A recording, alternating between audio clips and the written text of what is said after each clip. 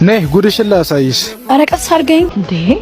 አበድኩለት ሞትኩለት የምትይው ፍቅረኛሽ ይሄው እዚህ ነው የሚሰራው።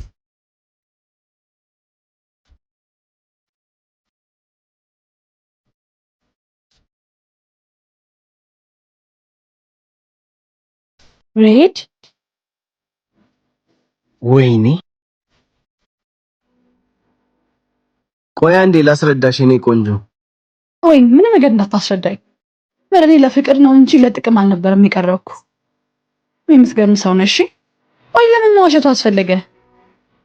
እኔ እኮ መጀመሪያውን ካንተ ገንዘብ ጠይቄ የነበረው ካንተ ሲሆን ሁሉም ነገር ደስ ስለሚለኝ ነው እንጂ ችግር ያልነበረው። ዛሬ ድረስ ግን አንተ ገንዘብ ያለህ እየመሰለኝ ምን ያህል ጊዜ ሳስቸግር እንደነበር ታውቃለህ?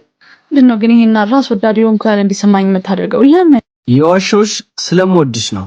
ደግሞ ሴቶች ገንዘብ የሌለው ወንድ ስለማይፈልጉ ነው። በቃ እንዳላጣሽ ስለምፈልግ ነው ይሄን ሁሉ ያደረኩት። በጣም ይቅርታ እሺ የኔ ቆንጆ።